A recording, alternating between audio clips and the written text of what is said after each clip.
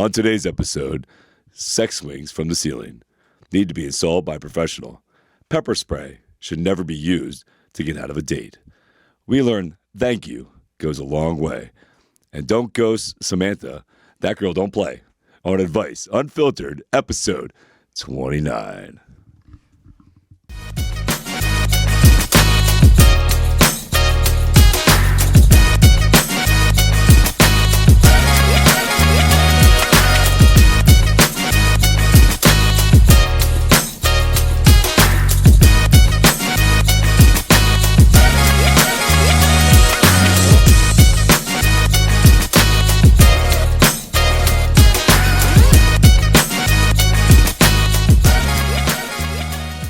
What's up, everybody? I want to welcome you to Advice Unfiltered, the podcast with Chris and Tony Rodriguez. And this is episode fucking 29. 29, baby. 29. Woo! Episode 29. Awesome. We're going to holler. Woo! What's up, everybody? It's just the best part of the week. It is. And Tuesday's the best part of the week. Thank you guys for joining it. And you guys make it the best part of the week. All of you. On TikTok, Instagram, everybody. How y'all doing today? Yeah, so exciting. So if you are new to the show, first of all, we say thank you. We have figured out last week co-host mode. Shout out to Instagram. You don't have any weird angles, which is great. Yeah. We have a moderator now. So if you're on TikTok and you think you're going to do some slick shit, no. Yeah. We got the moderator priest up. That's it. We're moving. The show is doing so well. We brought in a moderator. In fact, everybody watching on TikTok right now, if you want to do yourself a favor, search my name, Christopher David, and block every single one of them. Block them all. Block them all. That's how you block all the scammers. There's like hundreds of them. Just go down the list and block them all. Yeah, so, all right, as always, we are behind the scenes, so if you see the green screen, that is the behind the scenes. We love it because we get a chance to interact with the community, so we have questions from you guys that you've sent in at adviceunfiltered.com. We also will help because some people want us to ask you guys questions, so the chat's very helpful, so we appreciate staying active in there and letting us know any thoughts you have. Feel free to write them in. Hopefully we'll catch them. But as always, first, we like to give a shout-out. My man is back in the house. The sound engineer holds down the shared universe. The owner and founder, Ming, is in the studio. What's up, Ming? What's going on, Ming? Woo! Ming, are you traveling a lot? Are you gonna be around late? Every weekend. Always here for you on Tuesday. That's what I'm talking about, Ming. That's what I'm talking about. Man's a busy man, but he's still here on Tuesdays. Still here on Tuesday. That's right. All right, and going across, we always have our Gen Alpha fact checker. What's going on, Gen Alpha? What's up? What's going on? What's up, Avery? What's going on? How you doing, bro? Listen, we have to give a little shout out to Avery, man. This will be the last episode he's on for a minute. Yeah. Well, by the way, just so you know, I cannot tell you. I was just telling Tyler in the car how many people wrote to me and were like, "Hey, here's my question." Blah blah blah. By the way, please tell Avery we're gonna miss him on the show. I mean, legitimately had people said we miss. We're gonna miss you. Can't wait to get back. And they had you all well wishing good stuff about awesome. school. So that's awesome, bro. You don't. But need school's ChatGPT. important, right? School's important. We got to conquer that, and then you'll be back for the summer next year. You'll be good. Yeah. All right. Yeah. Could you imagine people being like, "So wait a sec, he's on the podcast. Is he in school? Is he in school? Right? Should he be in school right now? Should he be in bed? Yes, he should be. Yeah. This is last Tuesday, everybody, for a minute, but that's okay. That spot's gonna be nice there for him when he gets back. That's right. We always need a Gen Alpha. Yeah, so, right. how was your week this week? Anything exciting? Not much happened. Not much. You get some. What do you got? All right. So, how many more beachy days do you have before school starts? I got about maybe 4 or 5 days. Oh, you guys start. PA starts early, right? Yeah, he starts on Monday. You Oh, got you got 5 days till school starts. Oh, so what do you? All right. So you got a couple days here. So good for you. Thursday, Friday. All right. Well, hey, my heart Yeah, bro. goes out to you. Thank you for being a big part of the show, Aves. Appreciate you, man. You're a big part of the show. I wrote ChatGPT and told him to get their shit straight. He's a big part of the show. Yeah. I haven't heard back yet, though. Love you, kid. Love you, kid. All right, and back in the studio for week number 2 in a row. Our moderator. Our social police.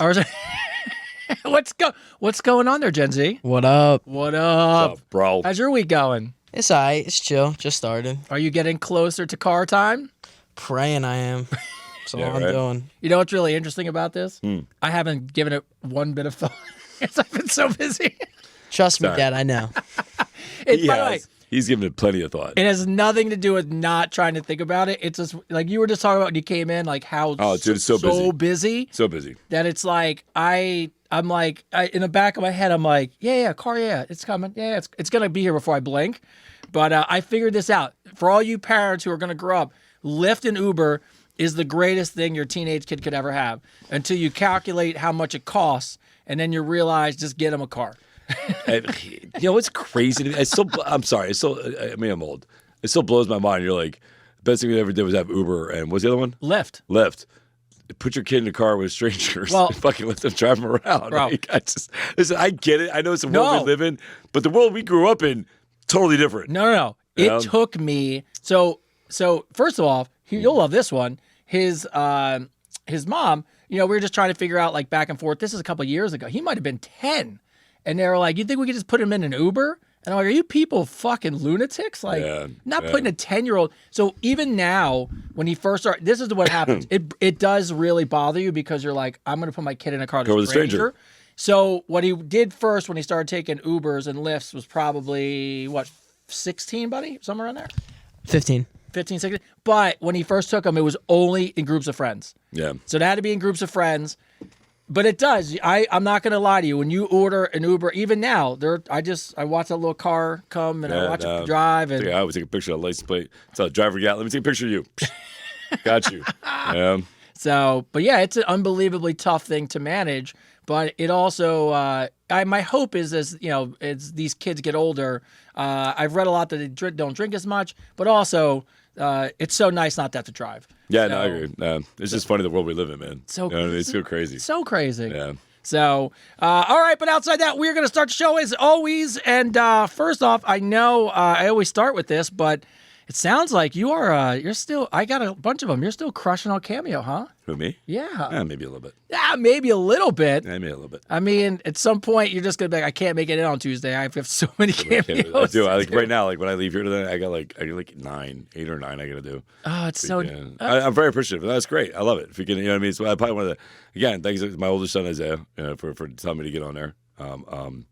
It's a cool thing. Everybody's been very cool. I'm very, very humbled to be, part of their celebration of their happy days or to be somebody to motivate them and push them through like that. What a great honor. So that's just very cool. So thank you guys. And by the way, how's the old one doing his first job? Did he start yet? Yeah, he's doing, no, he's been doing all the beginner stuff. Onboarding and all that stuff. Yeah, I think he starts next week. I'm excited for him. I'm very excited for him. My boy got his job. He got his stuff together. I can't wait till he calls you like a couple of weeks from now and then he's like, hey, Dad, I got some tips for you. We're like, absolutely, man. Give us the inside scoop. Yeah, let me just hold on real quick. Listen, I know there's plenty of accounts of me, all fake accounts. I don't have Telegram. I am not talking to you. Whoever's talking to you right now, tell them to go off.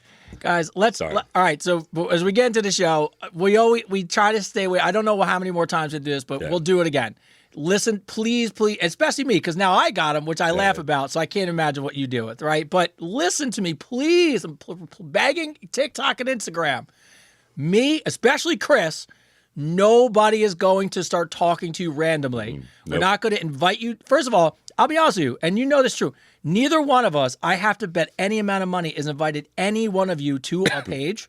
We don't have podcast managers. We don't have cars and trips. So you're not flying out to meet nobody. We use social media to let you guys know what's going on and say hi and motivate people, but we will not reach out to you specifically. Site. No, it's not a dating site, and I would never ask you for money. No, I work way too freaking hard. And I don't treat my social media like a dating site. I'm not trying to meet somebody on social media. No. You know what I mean? And by the way, in what world would you reach out to a complete stranger randomly? Or somebody's grandmother. Somebody messaged me and said, oh, my grandmother's talking to you and you're asking her for $10,000 for surgery. Why would I reach out? I'm 48 years old. Why would I reach out to your grandmother? So crazy. So, guys, we can only do so much, but I have to be honest with you, and I know he says the same thing. Some part of it's got to be onus is on you. Yeah, be common sense, man. Common sense. Yes. Like, why would I reach out to you from another account? And 99% of them have 3 followers. Yes. So, come on. You got to stop putting it on us. Keanu Reeves isn't reaching out. Freaking Brad Pitt's not reaching out. I'm not reaching out. Come on now. No. Even when we get some of the times, I know when you get some celebrities or somebody that reaches out and sends us a message, we take a breath and then do a deep dive. We're like, are you even real? Again, search my name on TikTok and just block them all. You'll see hundreds of them. Yeah. And TikTok does nothing about it. So I don't even want to discuss it anymore. Yeah. Let's move on. Time to move on. All right. So first off, I saw this. Oh yeah, somebody asked me. It is day 16. Day 16, no alcohol, no carbs. For you. That's it. Bang cookies was the only bite of a carb I've had. So Mike, you should appreciate the fact that, I had half of one of your cookies, which was fantastic. But so that's good. But here's a really crazy thing that I saw. So they did an experiment. It just came out on the news. I thought we would find this interesting to start this conversation because so much of our audience is women, and there is some men on there. A lot of people are dating and trying to figure out what's going on, and we're trying to guide people. They did an experiment, and they put those little things on people's brains, and they read their brain waves. Mm-hmm. So the word "I love you" sparks a certain chemical in a woman's brain that highlights and glows certain parts of her brain. The exact same chemical message happens when a woman says this phrase to a man. Do you know what it is? If you had to, it's not "I love you," but a woman will say a phrase to a man that is equally as important as "I love you" and lights up that part of his brain. Thank you. 100%. Mm-hmm. Did I call that or what? It's thank you. Thank you. So they took thousands of people. Let's take this back. Yes, here. You got to take it back. Let's take it back here. Let's get this directly here. It's a big deal. How simple it is, right? How simple it is to please a man, right? Let's take this all back here. So a woman, she gets told "I love you," and this neuron spike goes off. Yeah, so it highlights this dopamine spike of whatever it is. By the way, it's the good stuff. only phrase that lights up these parts of the brain. Okay. As "I love you." So the only phrase for a woman that lights up either side of the brain is "I love you." Yes. Right? For a man, and I called this. I so called this. Oh, yeah. So I said, knew you would know it. And for a man, the same effect happens when a woman says, "Thank you." Isn't that crazy? It's thank you.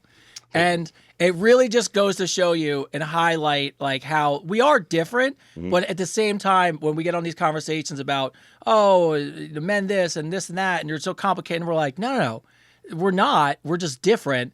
And it literally was thanking a man for doing something that he wouldn't want you to notice, like just something small, take the trash out, or like whatever it is. The thank you lit his brain up like an "I love you." Yeah. And what does that tell you? What does it tell you? I'm going to tell you what that means. I'm going to tell you exactly. I know exactly this. I'm going to go off on this. Oh wait, go ahead, because I can't wait to give you the second part. But go ahead. Okay, so this shows you right that how men are so underappreciated. That's what it is, right? Like women don't feel loved, right? So when they get told "I love you," it sparks up that type of the brain. Men feel so underappreciated. The word "I love you" doesn't really matter. Just "thank you" does. How crazy is that? Yes. I mean, how crazy is that? That shows you in a man's life between his job, and I'm not just saying this as women. I'm saying in general, men do the same thing to each other. We at work, I can't tell you how many jobs I had that I would do a job and nobody said thank you for doing a good job. Nobody would say, "Oh, I appreciate what you did today." None of that shit. In fact, it made you feel like shit. They would like make you feel it wasn't good enough. You know what I mean? Yeah. Like so again, this is just a woman thing saying it to a man. In general, men feel unappreciated. So the fact that they get told "thank you" by a man or a woman, I guarantee you, is the same effect. Yeah, it was great. And the way they did the study, it wasn't thank you for like big gestures, right? Like going on a vacation. It was because simple shit. It was the simple things that a man does that people would go unnoticed.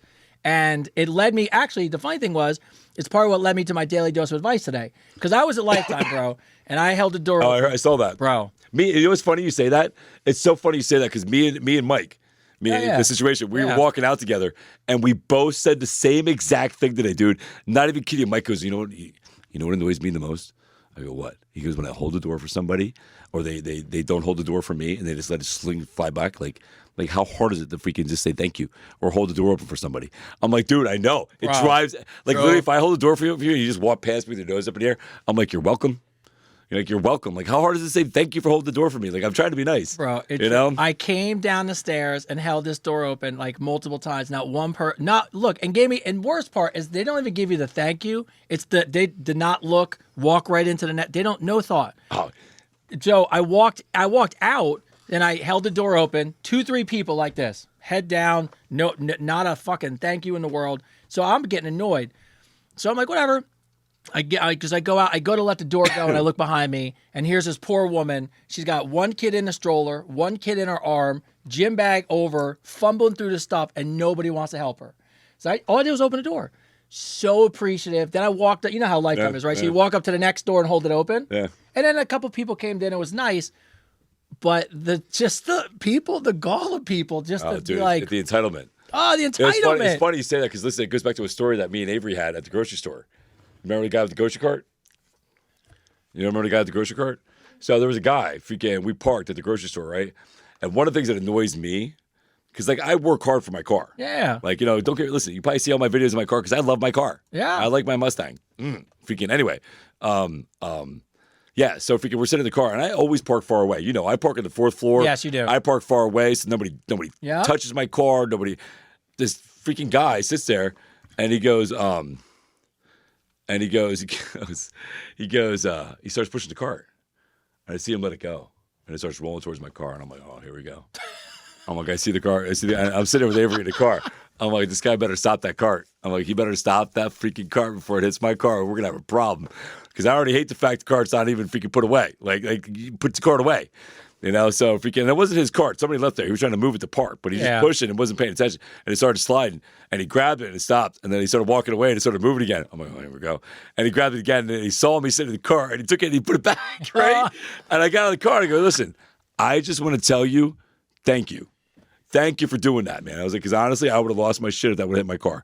I was like, me and my son talk about it all the time about we put carts back. We put the grocery carts back because literally, it's just something easy to do, and it protects everybody's car, and you know what I mean? Like, it's common courtesy. I don't know. Common courtesy is free.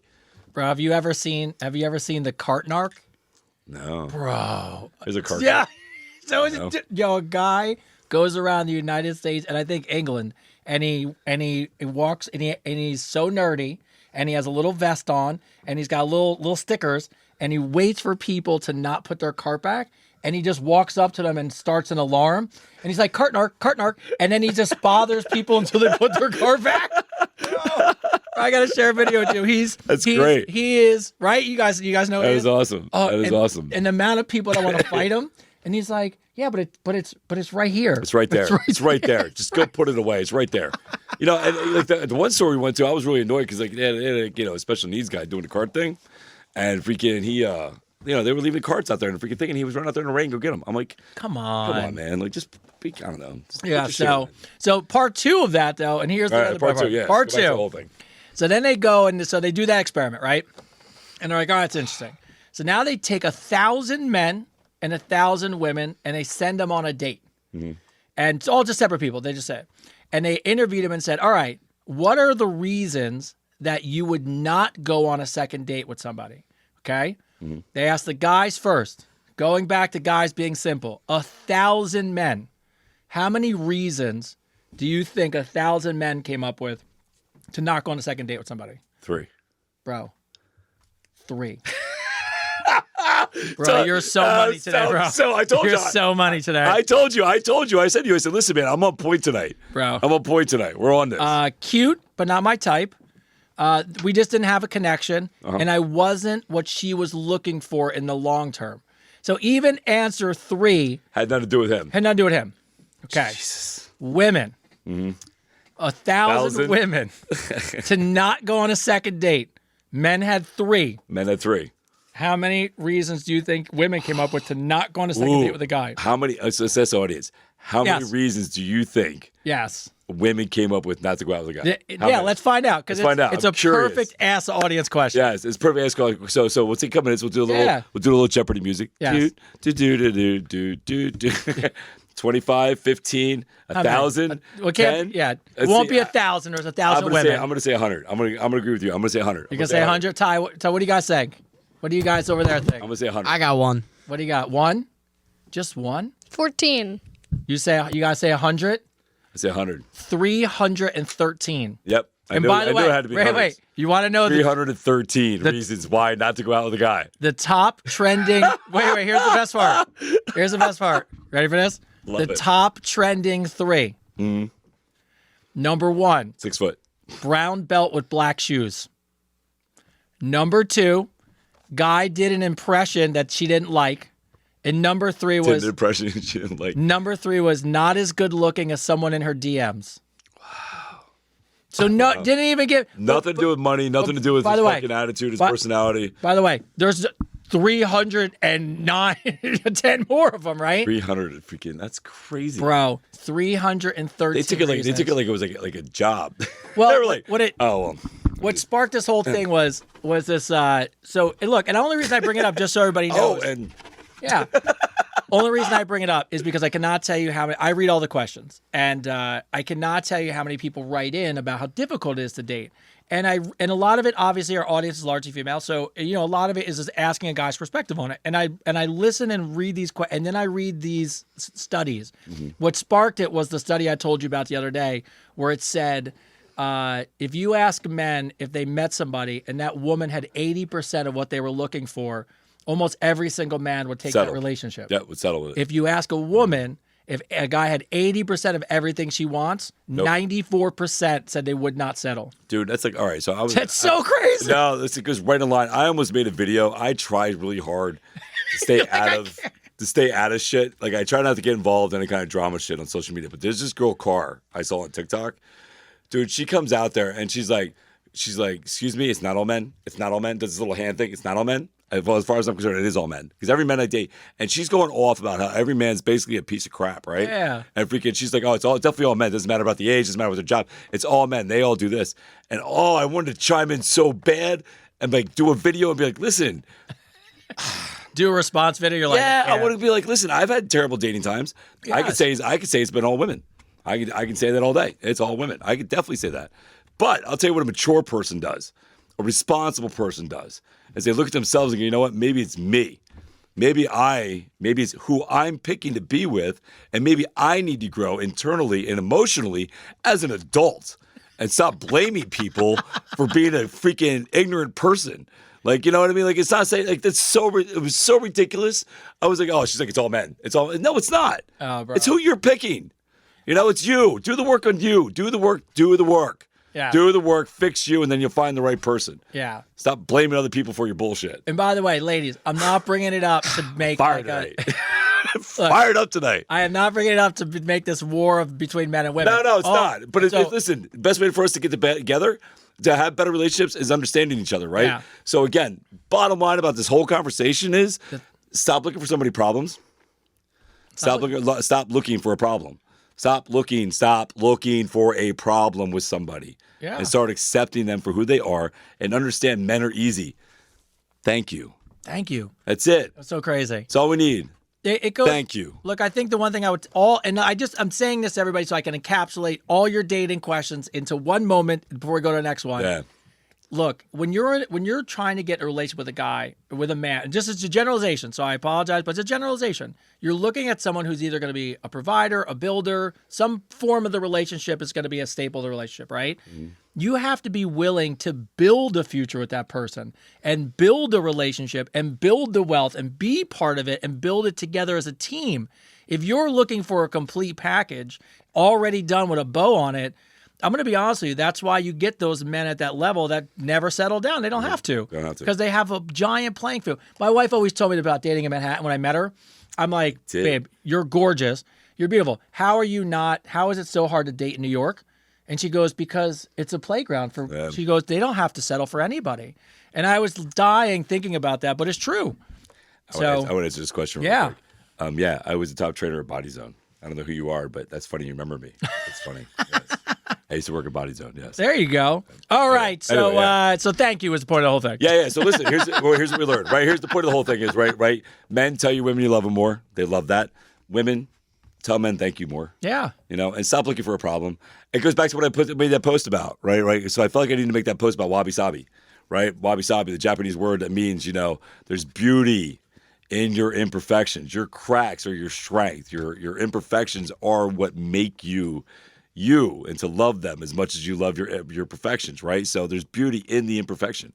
So finding somebody that you find the beauty in the imperfection, not looking for that, oh my God, he's not fucking a perfect person, is the best way you're going to not be alone and not be like that car girl. Oh my God. That girl drove me nuts. Anyway, go Yeah, ahead. so, all right. So shout out of the day. First one comes from Nikki from the UK. What's up, Nikki from the UK? All right, Chris. Yes. Thank you for your advice regarding staying sober. Episode 27. 10 years of being hit with grief, losing one loved one after another. I've struggled with drinking and falling off the wagon. I have fallen off the wagon this year, but I'm back on track. I'm 2 weeks sober. Nice. Your unfiltered advice on episode 27 was so appreciated that I'm feeling stronger every day. And thanks to both of you. I appreciate both of you and that time that you give to us all. P.S. Because you're so meaningful, I got some people in the office listening. Oh, nice. After your shout out on episode 25, I guess we must give her a shout out on 25. Love you guys. She's back on the sober track. Awesome. Congratulations. So shout out to that. And listen, you have to understand something. It's falling forward. It's not falling backwards, right? So you're not gonna have. It's not gonna be perfect every day, but knowing and knowing that, right? Knowing that, listen, it's not gonna be perfect every day, but you're striving to do that is the best thing for you. Don't be hard on yourself. Look forward. You know what I mean? Be happy you're 2 weeks sober. Be happy about every day you're sober. You know what I mean? I don't celebrate. Like I purposely don't celebrate. I don't have a date of my sobriety. I don't have any of that stuff. I don't make a big deal about it. I know how long I've been sober. I really don't. You'll never see me make a post going, oh, blah blah blah years, right? I know how long I've been sober. It's mine, right? I own it. It's my championship belt, right? It's it's for me. So being 2 weeks sober is amazing, but every day that you're sober is even amazing. So every day you do that, you're a champion. So you should give yourself a pat in the back, and I'm proud of you. And just so you know, as you know, just from not even a co-host to co-host, but just as one of your friends, I cannot tell you how many people write in and appreciate you sharing your stories and how meaningful it is to them. We could never fit all those emails in. That's cool. But just so you know. No, I appreciate that. Thank you guys. Yeah. Very humbled by that. Update. Oh, we got an update. All right. Update? I love updates. Let's do the update. All right. Susan R., 66 from Colorado. What's up, Colorado? I love Colorado. Yeah, Colorado's awesome. Yeah. She lost 25 pounds. She's got 35 to go, but 25. She's got a cool idea. She goes down and works out by walking against the current in the lazy river down at the pool. Love that. That's awesome. Love that. That is a great idea. Yeah. Love that. It's great for your joints. It's great for your whole stabilization of your hips and your back. Love that. Less impact on your body. Great idea. Yes, and what she said was, and that made me think of the same thing. She has a degenerative disc disease and spinal stenosis. Got you. So the pool workout obviously is perfect, it's right? perfect for you. Yeah. That is absolutely fucking perfect for you. What a great idea. Yeah. So she wants to support her neck. She worked with a trainer to push you too hard. Thank you guys so much. You guys rock. And thanks to Chris for the awesome cameo for her daughter. So you're welcome. Told you, if you do cameo, there's a good chance you might get on the show. That's cool. And the last one, and I'm going to give you a shout out because I know you're listening, but you didn't send anything in. Key Monty. I've been a dominatrix and sex educator for 25 years. I remember her. We remember her. Yes, we do. Yes, I remember her. Yes. I commented on your live. I was asked to write in. Yes. So she just wrote, "Here I am." She was right here. I am. Come on, Key Monty. We need a story. We wanted a story. Yes. We wanted to know how you became a dominatrix. Yes. You know, how you got a degree and all that. Yes. You know what I mean? Like, that was, okay, hi. Now, granted, you sent me the kissy lips, and also it was cool, but I was like this. I was like looking for She more. just wrote in to say hi. Yeah, I was looking for more stories. No, we had questions. We got questions, girl. Messed up. Something I would do. But I know hopefully you're listening, so if you are, please send us something good. Send us like a background, like a bio. Yeah. So awesome. So I just want to give you a shout out. All right. So regulars. All right. So first off, Amanda from New Jersey. What's up, She Jersey? writes in a really serious question. It goes right off of what we were talking about for the update, so I figured we'd start here. She spent 8 years with someone who struggled with addiction, sexual compulsions, and a bipolar disorder. So Wow, that's a lot. That's a lot. I just could not bring myself to leave him, even after he cheated on me with transsexual prostitutes and mentally abused me, even after the miscarriages. So this is a good point to think about, first of all. She couldn't leave him. So this year, he decided to leave her. I don't know under what circumstances or not. But hearing people speak about addiction has given me a different perspective to maybe see where he was coming from. So I still like to know more about it so I can better understand the mindset of how addiction and how someone can come to the other side. Now, I just want to give you preference before you answer. Okay. I know her. Okay. So she wrote me a big, long message. And it's someone I'd known for years. And I haven't spoken to this person in forever, but podcast listener, right? Yes. Super great person, worked with, Yes. super nice. My only message back to her before I told her I would ask this question on the air was, I don't know that because you didn't leave, you stayed through it all, and now you're kind of in an oddly way obsessed with trying to understand why he did those things to you. My question to her was, I want to better understand why you stayed. And I said, maybe instead of trying to hunt down all the reasons about this guy still, why not start self-reflecting about maybe yourself? So I just want to give you context because it's something I did say to her. You're spot on. You're spot on with what you're saying there. So here's the issue, right? And coming from somebody who's in an abused relationship, I understand completely, 100% where you're coming from. You want to know why. You want to know why he treated you that way, why it happened that way, why he didn't respect you enough. I get all that. I totally understand. For being in a relationship with somebody that had very similar things that you're going through, like very similar. The question, and this is the hardest question. Tony's spot on. Here's the hardest thing. Like, you're deflecting. You're asking yourself what you could have did to make things better for him. It's not about him. It's about you. Why did you stay? Why were you willing to deal with the pain? Why were you willing to deal with everything he did to you and stay in that position? And listen, I know it's I had to ask myself the same fucking question. And it's a hard question to hit, right? Like, for me, it was a little different because I had a kid. You know what I mean? Like, I had a kid. So my thing is, I wanted to stay to make it work as a family. Like, that was my thing. But at the same point in time, all the signs were there that it was never going to work, that it was never going to be okay. It was never going to be what I wanted it to be. But I was willing to sit there and deal with the abuse. And I was willing to sit there with the abuse, and I'll be honest with you, because I felt like I deserved it. I felt like I wasn't worthy of being loved appropriately. I felt like I did so many things wrong in my life that this is it for me. You know what I mean? That this is the love that I deserve, because I didn't have properly shown how to get loved when I was a kid. You know what I mean? I didn't know what love was. I didn't know what loving myself was. So Tony's spot on. So what you need to do, and I'm going to tell you this honestly, what you need to do is you need to look inwards, and you need to start loving yourself and giving yourself the same love and the same respect you gave to somebody who didn't deserve it, right? So you need to give yourself the same compassion and the same understanding. I know it's hard. I know it's going to upset you hearing all this, but it's truth. So what you have to do is look inward and say, listen, what do I need to do? Why did I feel like I deserved that? Because that's what I did. I felt like I deserved that abuse. You know what I mean? Because I didn't love myself enough. So separate yourself from him. Stop asking why he did everything he did. That's his journey. That's his path. It's not yours. Right? So that's what I had to do too. I had to let go of the fact that the person I was with, their problems, their issues, their bipolarness, or whatever it was they had that are similar to what you go through, is their journey, their story, their path. Right? It's not your job to try to fix that or understand it. Your job, and your job alone, is to fix you. Because the moment you fix you and you get better and you get healthy and you give yourself that same love and appreciation, is when everything else falls into place.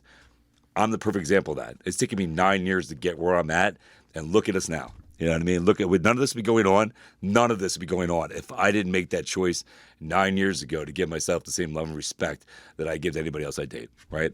So work on you, and that's my best advice to you. That's perfect. Yeah. Vanessa F. writes in. Now, Vanessa has been tracking me and you down for a while. You know this. She reached out to you. She reached out to me. This was about the friend who's like the guy, and then can you answer on the show? When I read the question, you'll be like, I know what you're talking about. All right, so Vanessa, I picked you up. My best friend was married, on the verge of the divorce, but they had been sleeping in separate bedrooms for a few years. Obviously, the marriage was over. This is where I disagree with all this stuff. But so she was fooling around with a guy in a circle of friends that her and her husband hung out with. They didn't have sex. She just blew him all the time. Just telling you what it was, because this is going to make sense. Dude's already winning. This lasted for 3 years, bro. Could you look? She in bold wrote no sex. Could you imagine a side piece just for 3 years? And no sex? No sex, just straight fucking head. Lame.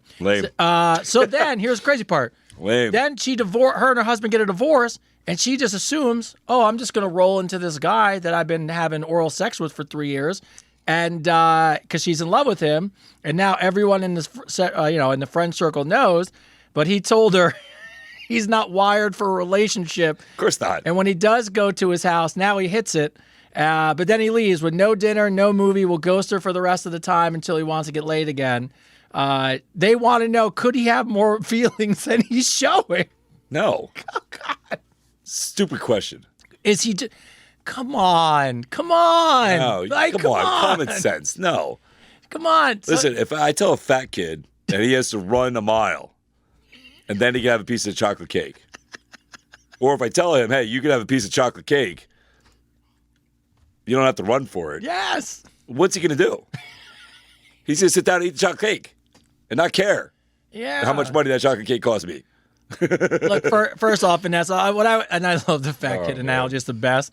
First off, it goes back to what I said we were talking about in the last episode. This idea that like, oh, it's a sexless marriage, so it's okay to cheat because the relationship's not It's working. okay to move on. It's okay to move on. It's okay to move on. Yes, You but know it's what I not mean? okay to stay in something. No. So, and the fact that you thought a guy that you hooked up with for 3 years while you were married was going to be the guy that you were going to fall into. No. It's fucking ignorant. No. And the fact that So stupid. and Vanessa, like, I know it's maybe not you, and I think you wanted us to answer this question for your friends to get a guy's perspective. You don't need a guy's perspective. You clearly wrote that could he have more feelings? It's got to be 4 or 5 years of this at this No. point. No. There's no feelings. No. No. So, all right, Vanessa, play this for your friend. Share it to everybody in the office.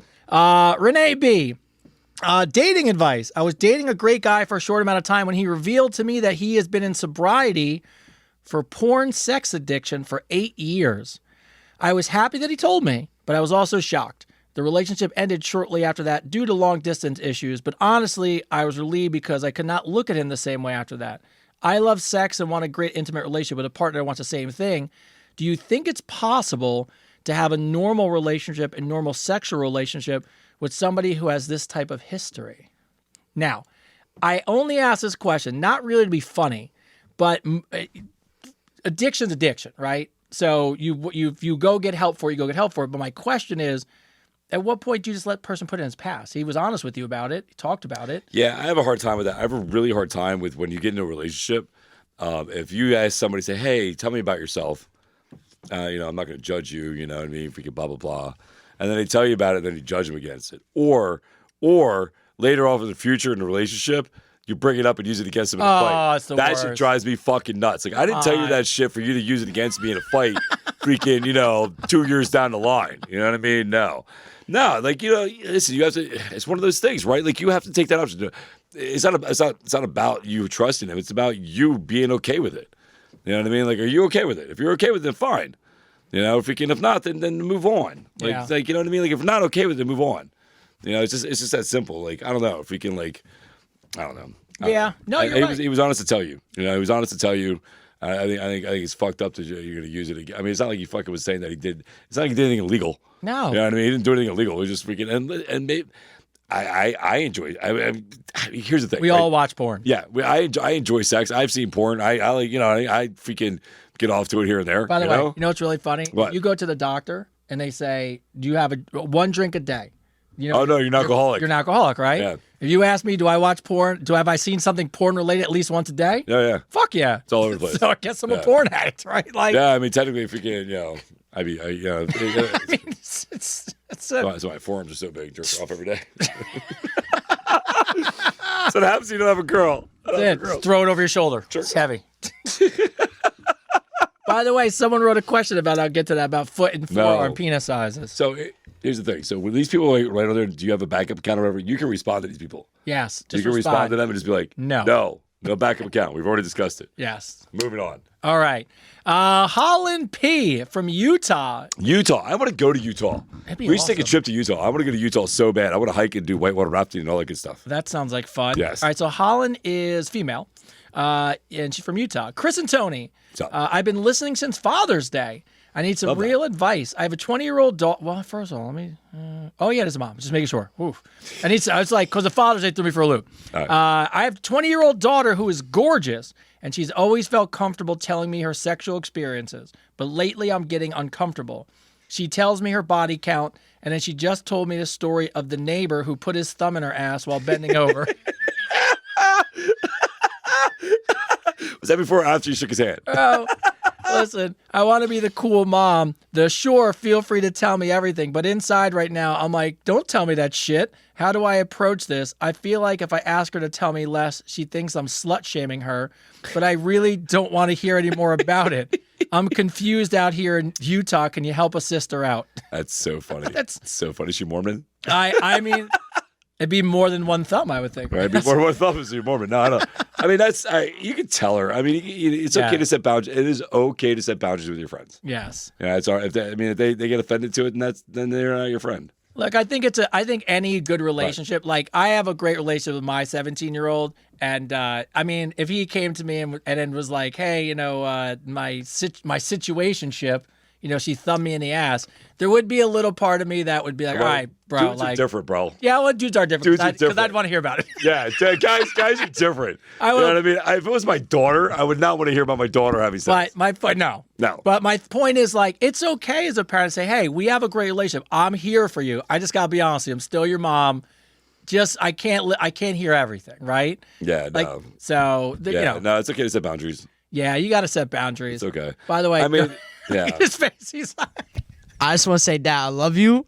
Never. Yeah, right. Like you're not gonna tell I'll him this never shit. tell bro, you. you mark this moment down when he goes to college, and 3 years from now he's like, Dad. It's just something about it now. My kid doesn't even. My oldest son doesn't even talk to me about it. Yeah. He's 26. My oldest son. I mean, once in a while, he'll tell me he's like, yeah, I smashed this, but usually it's like, Something. Yeah, it's not in detail. Yeah. Yeah. So. Yeah, I wouldn't want to know if it was my daughter, like, and my son too. Like, I love my kids. I love know everything about them. They want to share with me, but I don't want to hear about them out there just smashing shit. No. And look, at some point, I even say it about friends. It's like, when I have friends who date people, and you have this, and they start dating, and they, share some intimate details, and it's funny for like a minute until that person becomes their significant other. Then now I'm like, all right, cool, like. We're good. Like, I don't want to hear anymore because now I'm going to see this person all the time, and I don't want to be thinking about, all this craziness. So just set boundaries. No, boundaries are good. Oh, by the way, it just happened to roll right on either. Charlotte K. Just so the girl says I have a huge ego. Just so you know, it's that big. It's that. My ego is big. that big. Well, this is gonna make her even more mad. There's a new shirt. We're gonna put that out. Advice Unfiltered. Ego. That big. Well, this isn't going to help your ego. Charlotte K. Hey, guys, I'm wondering if you've ever heard, I told you I knew this, ever heard of the foot and forearm theory of measuring a man's penis? Being a woman in my early to mid 60s, I can verify for a fact that it's 99% accurate. By the way, you guys have some, in capital letters, fucking awesome forearms. That's funny, so it's just flexing them off That's why I was saying. I was like, she goes, although I can't see your, this is what she writes us though, right? Although I can't see your feet, I can just tell you that more than a mouthful's a waste. That's so funny. That should be on a shirt too. Oh my God, Charlotte, we love you. Charlotte, that should be on a shirt too. So Charlotte has identified our forearms from the podcast, and she says we're doing well. I've never heard the forearm thing. I never did either. I've Never heard heard like the here to the finger. I've heard all kinds of stuff. Yeah, I've heard the hand thing. Big hand thing. If you can. Whatever that is. But oh my God, it's so funny that I knew that question was in there. That's funny. And I was hilarious. like, oh, this is gonna be interesting. Yeah. All right, let's see. Vanessa and Troy. What's up, Vanessa and Troy? Oh, I love when couples write. It's like my favorite. I love that. Yes, it's so much. We have a couple again today, which is always good. Can you guys settle our disputes? All right. Yes, we can. Vanessa wanted to go to a strip club for fun. I was all about it. Trap. It's a trap. It's a trap, bro. I'm just kidding. Well, maybe it's not. I will say we had some drinks beforehand and headed over. The girls went crazy for Vanessa, which always Of course the they case. did. Yeah, of course they did, because they know they get the girl that the boys throwing the money. Yes, and it's Yes. safety. Yes. The girls went crazy for Vanessa. She got a few lap dances, which was really cool to watch. It was so hot. She made out with a few girls. At one point, there were multiple boobs all in her face and on her head. And then I decided to get a lap dance at one point, and the girl rode me till I busted in my jeans. Oh, Jesus. When we were done, Vanessa looked at me, was pissed off, and we had to leave that I got a lap dance with a happy ending. Is that fair game? What are your guys' thoughts to settle the dispute between me and my wife? You fell for the trap, bro. You fell for the You trap. fell for the trap, bro. Yes, you did, bro. Any normal man in any situation when a girlfriend's like, or the wife's like, honey, let's go to a strip club, she'd be like, no. No. Never going to end up well for you. One, you're going to spend all your money. Like, you don't want to throw money. Those money, yes. And two, you're not going to be the one that's going to have fun. No, because the moment you do, guess you're what? You fell for the trap. It's a trap. You fell for the trap, man. Yeah, you got caught in the trap. She set you up. Yes. Yeah. So now what you have to do is kiss her ass, buy her flowers, buy her chocolate, tell her you're sorry, and never go to the strip club again. I dated a girl who was bi, and she took me to the strip club so many times, and I cannot tell you the amount of craziness that I've seen there. And you play the good part. You just know, you're like, this isn't for me at all. I mean, No. this part is, but I can't. I hate strip clubs. I think the last time I went to one was like 24 years ago. Freaking last time I went to one was my Oh, friend's I already birthday. know what Tyler's going to say. I know. I know you got a story about a strip club. I know. Frank's Chicken House. You want to talk about it? Is this your stripping thing? Bro, I don't go to strip clubs ever, unless it's like, I dated, my girlfriend wanted to go, which is fine. But I don't go. I don't really like them. No. And I just don't, there's no excitement for me to give force. I feel like I'm giving money to force and somebody. I to heard dance with strip me. clubs really have really good wings. Well, Frank's Chicken House had food and it was a juice bar, so you could go for 18. So when I turned 18 in Jersey, I got to go to Frank's Chicken House. And I had one of those like fishing hats on, like saw fishing hats. It was blue. I'll never forget. My grandfather gave it to me. And this woman sat down on stage next to me and spread her legs and then took my hat off her head and shoved it right into her vagina, and my hat disappeared. Then she pulled it out and she put it back on my head, and the only thing I could do. Oh bro, my God. I was sitting there frozen. Oh my God. And this is, bro. He's like in shock. Bro, this is all I could do. Ready?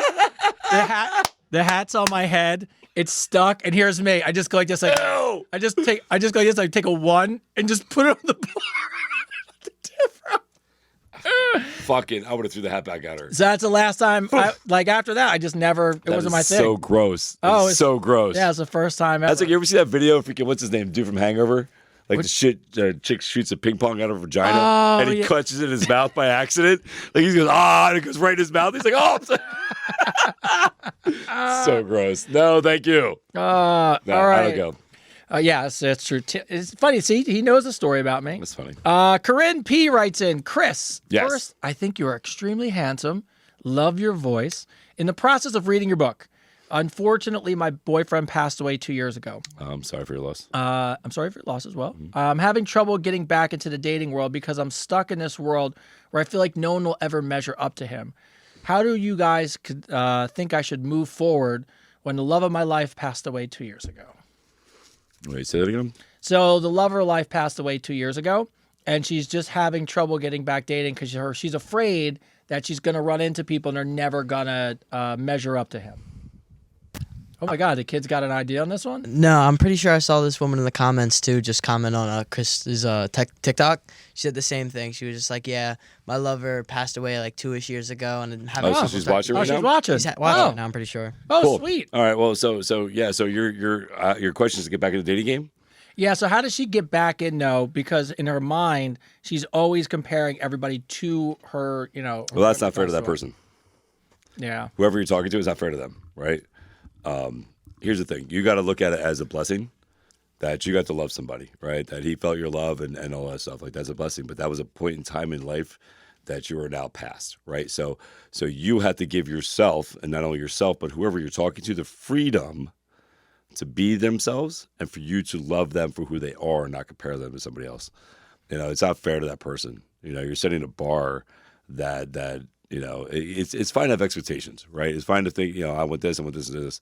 But you're setting yourself up for failure because you're not going to find the same exact person. You're not. So why even try? Just be grateful you had that experience. Be grateful you had somebody like that. It sucks they're gone. 100% sucks they're gone. And I'm sorry about that. And the pain and loss of that is really, it's not something, here's the thing I try to tell people, I try to be honest with them. When somebody dies, you never get over it. You just learn to accept it. Right. So learning to accept it and keeping that memory is okay. But at the same point in time, you have to give yourself and whoever you're talking to the freedom to be themselves. Right. And see if you're attracted to them as the person they are. Yeah. And I don't think, you don't have to go into anything with expectations. Yeah. That he has to compare. You should look at that part of your life. Like if I was to go on a date, and I met somebody who said, hey, I'm finally back into the dating world. My boyfriend passed away 2 years ago. As a good-hearted person, I wouldn't want to, first of all, I wouldn't want to compete with that memory in a good way. I'm happy you met somebody, and I hope that that meant something to you. And my only hope as a person dating you is that you're ready for something new and a new relationship. But I don't think you're going to find dating people that are going to want to step on his memory or they're going to want to take his place. No. You know, I just think it's okay to be like, hey, I had this moment. And the biggest thing is like you holding on to that spot and time in your life. I understand it's hard to let go. It's really hard. But all you're doing is stopping yourself from growing as a person. And let's be completely honest. Let's like break it down completely honest, not be, you know, if I was with somebody, if I was married and I was in love with somebody and I died, I would want them to find somebody else, to live their life to their fullest and be with somebody else. There's no doubt in my mind that every single one of us can agree on that. 100%. There's not one person out there that's gonna be like, you know what, I don't want you to date somebody else after I die. No. You know, if you can. You know I mean, Regina's, you're out there. Give it at least a couple months. You know what I mean? Like, you have to look, but yeah, bring it up a little bit. So obviously, and I agree. Obviously, you're not ready yet. You're not ready yet, but it doesn't mean you shouldn't give yourself some patience and grace to meet other people, right? Yeah. You know, maybe you don't have to date them. Maybe just make a really good friend. You know, maybe make a best friend. You know, maybe you hang out with somebody and the guy seems really cool and you make a really good friend. And then you go to the movies together and you go to dinner together and you do a whole bunch of stuff together. You're not alone, but you know, you're not replacing anything. But it gives you time to heal. Like human beings are pack animals. Yeah. We really are. And being around people is important, especially for the whole healing process. It's important for you to be around other people. Yeah. I wouldn't even be surprised I think it's great. I wouldn't even be surprised if there's, and I mean this just to your point of meeting people, like friends. I wouldn't even be surprised if there's support groups just where you can meet friends. Oh, yeah. That people go through the same thing. I guarantee there's support groups out there for, you know, lost spouse support groups and all this stuff. Yeah. And that's the thing. Like, again, we are pack animals. The more you hibernate and you stay away from things, the longer you stay stuck in that mindset, right? That depression, that time in your life, that hurt. Getting out and experiencing new things is part of the process of healing. It's not disrespectful. It's not anything like that. It's part of the process of healing. And I guarantee you, if you lost anybody, the person that you lost would want you to be healthy and to be happy and to want to live your life. We're only here once. Yeah. You know what I mean? Nice catch, moderator. All right. Yeah, good catch, bro. All right. I hope that helps. I really hope that helps. Monica L. I don't like myself very much physically or mentally. I'm not happy and I cover it up. I'm lonely and I don't have any friends, just acquaintances. Where do I begin if I want to change that to become a better person, to be someone that I like? I'm 64 years old and unfortunately I feel like I felt this way for 20 plus years. Is it too late for me? No. It's never too late. Nope. Never too late. Like Liam Nielsen. Yeah, is it Pam Anderson? Yeah, right? I mean, it doesn't Pam Anderson. Liam Nielsen's like what, 74 or something like that? 72? What is he? I mean, He's got to be in his 70s. He's got to be in his 70s, right? Freaking, and he found love, and they're in a great relationship. Like it's never too old. You're never too old, man, to start anything. Yeah. Except maybe marathon running. You might be too old to start. That is probably. But you might be too old for that. But everything else you can do. Like I don't think I'm gonna be honest with you, Monica, and I mean this in a good way. Like, and I'm not saying like I think everyone has a different degree of it. I don't think everyone wakes up every day and always loves themselves physically and mentally. I think the challenge is learning how to do that over time and feeling better about yourself. But ultimately, somebody for like you, it's learning just to be comfortable with who you are. I promise you this. I don't even know you, and I promise you this. There are people that are probably around you that just want to be friends with you, and I feel like maybe because you feel like that you shut it out because people care about all types of people, and I don't think you're any different. Yeah. So it's not too late. Let's keep going. And just keep going, man. And put yourself in those. Listen, the best thing to do is those uncomfortable positions, like when you feel get a little butterflies or something. Like I don't know if I should do this. Don't do it. Like go do it. Like those are signs that you should do it because, you know, the greatest. Will Smith said the best. The greatest thing that happens in our lives is on the other side of fear. All right. So don't let fear hold you back from living the best life you could possibly live. That's what he said right before he smacked Chris Rock, right? Yeah, that's right before he smacked Chris Rock. He didn't let stop him from smacking Chris Rock in the face. No, he did not. Yeah. All right. Connie comes up with a good question. Oh, by the way, real quick, you're watching our podcast and you asked the question, you're making an effort. I just want to remind you that. Yes. You know, so thank you guys. Yeah, thank you guys. You know what I mean? This show is all about all of you. Like this show would be nothing without you guys. This is all. We're all in this together. Big happy family. We love you. We love you. Connie writes in. Hold up. Just want to say, TikTok likes for the live. Over 100,000 right now. Oh, look at it up. that. That's what I'm talking about. Hey guys, appreciate you. All right. Oh, we just got a galaxy. Look at that. Ooh, I never know when these cool Love things you. come Thank across. you. People Yeah. give dance parties and shit. Yeah, that's cool. Thank you guys very much. What is one thing you are genuinely proud of about yourself? So speaking about for Monica being able to be comfortable and liking yourself, what is something that you like about, or you're genuinely proud of about yourself, sir? Who, me? Yeah, you. It's easy. Being a father. It's my proudest thing. Like freaking. It's none of the again. Yes, none of us would be here if I didn't make that choice to love myself. But I made that choice to love myself to show my kids a better example, right? So without my kids, none of this would be happening either, right? This is all happening because of my kids. So my greatest accomplishment, man, is being the father for my kids that I wanted when I grew up.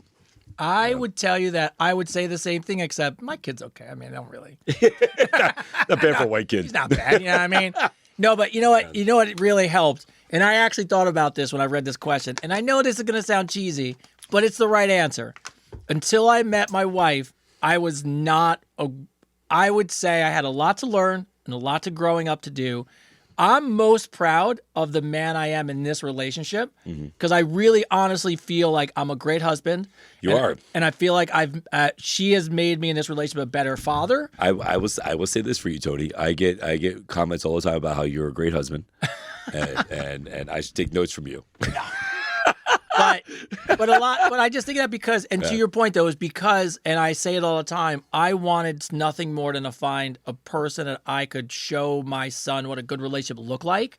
And that meant not fighting in front of him, being able to work things out, managing our all those things in a relationship. And then also for me, I'm just being honest with you, being faithful, being loyal, working my ass off, building something together. That came together. And I actually look back and I mean, I love my family and I would never do anything in a million years, but I'm proud of myself for that because pre my wife, that shit. I'm not saying, but I can admit it. So that's okay. Wait, was there a time before your wife? I don't think there was. I don't remember. Yeah, there was no time before your wife. I don't think Tyler was immaculately whatever that is. Yeah, immaculately conceived. I almost said immaculately constipated. He was shit out. He was shit out. Amazingly. Yeah. All right. Robin P writes in, and Robin, again, I get it. It was 9 pages long, but I have to shrink this down. Oh my God. But it's a really good fitness question, so I broke it down. I went from 9 pages to 1 sentence. So that's how much I shrunk it down. Love Okay. Robin P is 200 pounds, and she's on a journey to lose 100, so she's on her way. Nice. All right. So, and she's a fitness fanatic. She's walking. She's doing a lot. She's doing a lot of stuff. One thing she's not doing, and I just want you to know this because you'll bring it up. She doesn't lift weights. Okay. This is what she says in her email. She's a fitness fanatic, and what she doesn't agree with people is that they have to fuel their body with enough calories. So she's eating 1,200 calories a day at 200 pounds and is wondering why she can't lose any more weight. She's completely plateaued, and she also doesn't lift weights. But she doesn't believe that you should eat any more calories than that because the body's not done using that fuel. So to her, why put more food in your body? Because you're starving your body. Yes. All right. So your body is a machine. See the vein? It's like a gas line. I like it. That's good. Right? So you need fuel to run the gas line, right? So if you don't eat enough food and you don't exercise with weights, weight training is the only way to go, especially if you're a woman because it helps fight osteoporosis. Literally what you have to do is eat the proper food, eat the proper calories, and have, at least enough protein, right? So you're counting your calories. You're doing 1,200 calories. Okay, great. How much protein are you eating? Can't be that much. It can't be that much, right? You're maybe getting 50 grams of protein. What you should be getting is about 120 to 135. Because I'm going to assume that you're anywhere between 5 and 5'5" or 5'6", right? So I'm going to assume that's your height. For your height, and you're at that height, 125, 135, even 140's pushing it a little bit, but that's good. That's all good, healthy weight for you. So that's another 50 pounds, right? So for you to hit that, you literally, and I mean this so much, you literally have to have 1 pound of protein per body weight. You are what you eat, 80%. If you're not getting enough fuel, your metabolism slows down, especially if you're not exercising, and you start storing fat. And your body plateaus, and it goes nowhere. Nowhere, right? So what you need to do is eat more protein. You need to pick up a weight. You need to start exercising more. Because dieting does, yes, it's 80% of it, but you forgot the other 20%. To make 100%, you need the other 20. Yeah. The other 20 is your activity level, man. You have to do that. If you're serious about this, you need to pick up a weight, especially if you've been overweight for a long time.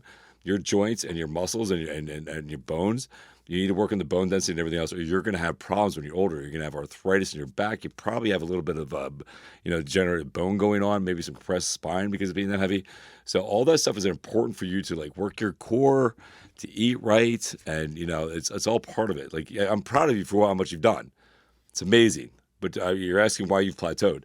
This is why you've plateaued. Yeah. So the only way it's going to stop being a plateau is if you exercise more and you up your protein intake. Okay. You're going to hate hearing this, but this is the truth. You have fucked your metabolism. Yep. So the only way out of this is you have to reverse diet. You have to bump your calorie. First of all, you have to lift weights. There's no doubt about it. And to Chris's point, you got to up your protein, because what's going to happen is building that muscle is going to kickstart that metabolism back up, which is going to start using those calories. You crushed your metabolism. The only way for you to go from here is under 1,200, which is so horrible for you. It's not sustainable. So unfortunately, nobody said she needs to lose 100 pounds. Nobody said that. She's 200 pounds. She needs to lose 50 pounds. No, she's on a journey of 100. Oh, a journey of 100. And she got to this point, right? All right. So, but to Chris' point, you crushed your metabolism. So what women are so afraid, and Chris says it all the time, and I see it, Jeff, women are afraid to lift weights. You're not going to get bulky and huge, but 5 pounds of muscle is very different than 5 pounds of fat in volume. Yeah. So just for an example, right? So if this is fat, this is 5 pounds of fat. This is 5 pounds of muscle. Yeah. Like that's the difference. Like, right? I'm not exaggerating it. Like that's the guy's honest difference. Like muscle 5 pounds, fat 5 pounds. Yeah. Right? Google it. So if we can, like, yes, they weigh the same. Do they look the same? Do they fit in your body the same? No. Not at all. Yeah. Right. So again, for you to hit your goal, you have to up your activity level. You have to up your protein level. Eat more greens. Greens are power food, man. Eat more greens.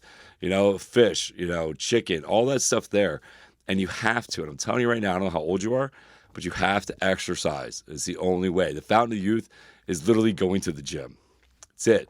And I said this today. I said this to somebody else, and then when he's talking about it, I trained this client. This client said she doesn't know she's going to keep working out, blah, blah, blah. But she's complaining about how she sits at a desk all day and her body is stagnant, right? Her body is stagnant. Now, she's in her late 40s. And when listen to me, and I mean this. It doesn't matter if you hire me as a trainer again or not. What matters the most is stagnant water. Remember, stagnant water causes death to everything around it. So the more stagnant you are, more stationary you are, the more you're welcoming death at your door. So the more you want to be flowing like water, you want to keep moving, you want to keep that body active. The more you are active, the younger you will stay. I've seen a 98-year-old woman doing like a 130-pound freaking deadlift the other day on TikTok. Like freaking she's out there, freaking picking it up. She was in phenomenal shape. She looked, she physically, she had muscles and her face maybe kind of looked like she was that old, but she had the body of like a 70-year-old. You know what I mean? Like she was out there just killing it. Again, the fountain of youth is making sure you exercise, keep your body active, keep your mind active. Yeah. All right. Jorge and Diego. Another couple right in. I love this. All right. Jorge and Diego right in. We need some help, guys, solving an argument. By the way, we love the show, and the best part of watching you two is we each have our own favorite host, which makes it watching more fun. Thanks for the co-host. Bet you neither one of them are us. What? It's Avery and Tyler. It's not even us. It's Avery and Tyler. Thanks for the co-host mode. Yep. Anyways, them too. Jorge decided to shave his balls and his asshole with my razor I use for my face. Nice, Jorge. Proud of you, Jorge. Leave does- the toilet seat up next time, too. He doesn't think there's anything wrong with that because his explanation is the water washes the razor clean. I went in to wash his back and saw him sexually assaulting my razor. Do you guys think that couples should share items such as razors and toothbrushes, or do you think people should have their own? They should have their own. Should have your own. Have your own. Have your own. Come on. No. Jorge. He's not shaving. I don't use a razor to begin with. I don't Yeah, I was going to say, but I'm not using your toothbrush. man, You're just walking in and someone's shaving their ass with your razor. You're At like, least- here you go. At least he use wasn't this. brushing his ass with your toothbrush. That is also freaking so, very valid point. yeah, very. At least just trying to get water washes it off, babe. Diego, I think for your safety, Diego, you should go to the store and buy extra of everything so Jorge doesn't have an excuse. Not Jorge should go buy it. Jorge. I would want Jorge to buy it, but Yeah, my Jorge my to buy it. belief is because Jorge doesn't thinks it's okay, he ain't buying it. We don't have to share everything. No. Yeah. So, all right. Oh yeah, Corrine. Took me for a minute. Corrine from Argentina. I made a mistake. Always like when it starts like that. I went to the gym at night and got a great workout in. I showered and left to head out on a date. When I got to the restaurant, I forgot to put my deodorant spray on, so I grabbed it out of my bag and sprayed myself with it. It was pepper spray. I nearly passed out and was on the ground. Wait. What happened now? She reached in her bag for a deodorant spray, and she sprayed herself with pepper spray. That is amazing. Let's see. She passed out, was How do on you the do ground in that? tears. They called an ambulance, and I was fine, but I never got That's the fucking chance great. to let my date know. The next day, when I called to explain, I even sent him a picture from the ambulance ride. Well, we all have our stories, right?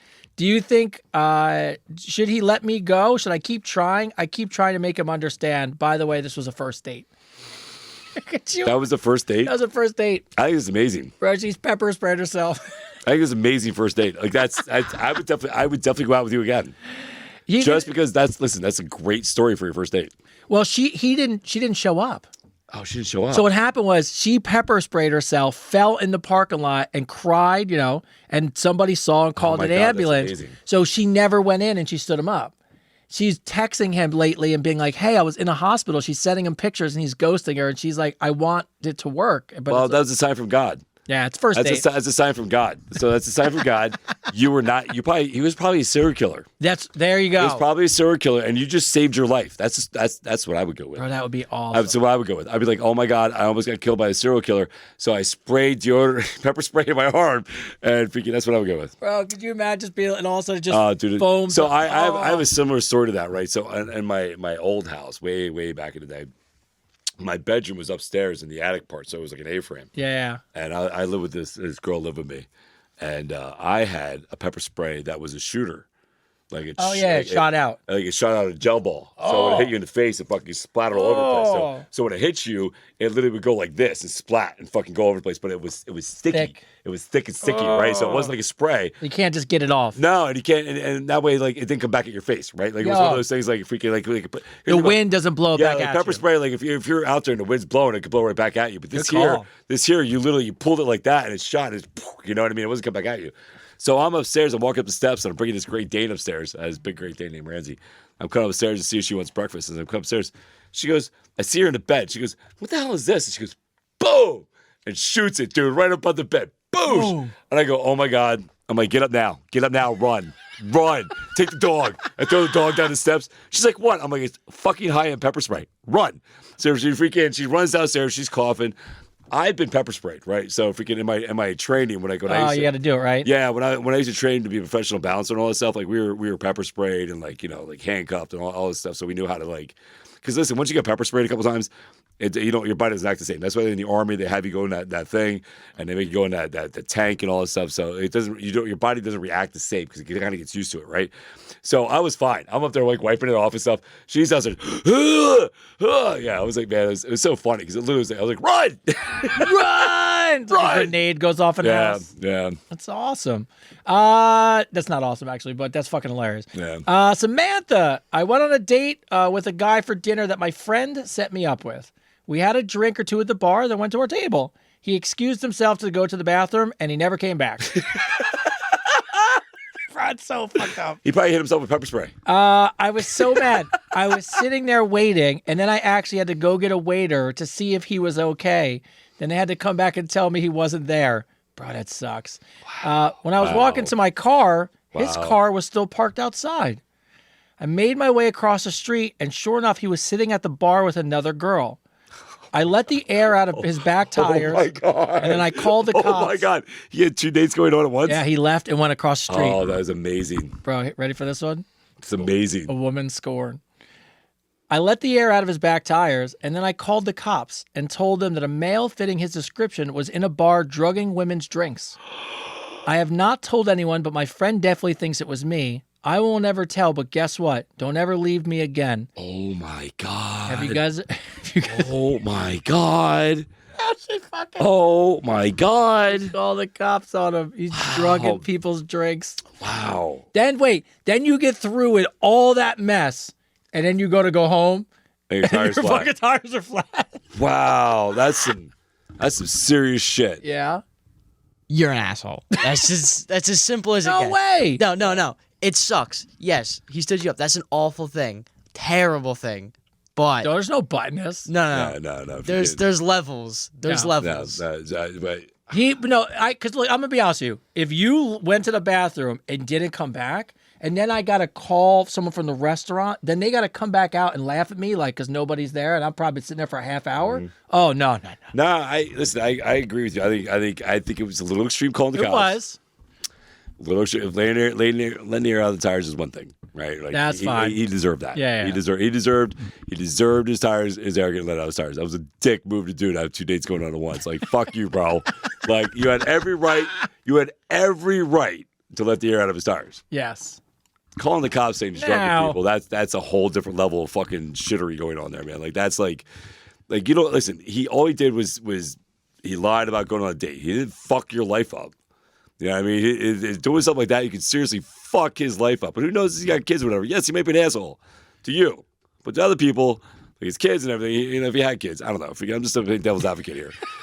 But there's levels. There's levels. Like to the levels shit. of shit. Like, She said, "Don't ever leave me on fuck, a man. date again." Yeah, I think in the long run, that guy dodged a bullet too. Bro, I was reading. Like, could you imagine if they were actually like, she actually loved you? Oh, She actually loved you and then you fucked up? Imagine what she would do? bro. It'd be a Wayne Bobbitt situation. Oh, I don't fuck. all right. Dana from Connecticut. I keep falling for the wrong guys. Every time I find someone nice, put together, and wants to give me attention, it's not exciting for me. But when I have something great, I let it go. Is it me or is it psychology? Why do I keep falling for the wrong guys? Because you need to work yourself. Now, real quick, I wrote this down because you're going to love this one. There's a thing called the pigeon experiment. And this is the craziest shit ever. They took women, or pigeons, female pigeons, right? And they put them in a cage with a little lever. And there's 2 sets of them. Every time set A pulls a lever, you get a treat. Never stops. Every time pull a lever, get a treat. Then they take pigeons B, and every time they pull a lever, they get a treat. And then out of nowhere, it starts happening randomly. Maybe on the second one, maybe on the 5th one, maybe on the 20th pull, right? Maybe on the first pull. So they let these 2 pigeons go at this for like a week or 2, right? Then what they do is they take the pigeons that are getting treats all the time and they stop the giving the treats and the pigeons just stop. They're like, oh, I didn't get a treat this time. So guess what? I'm good. I'm out. Okay.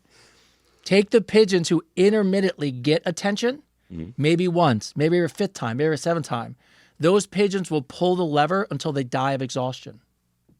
So what they were saying is that people prefer people who ghost them and don't give them attention because that little dopamine hit you get once every 3rd time or 5th time brings you back to continue to pull the lever.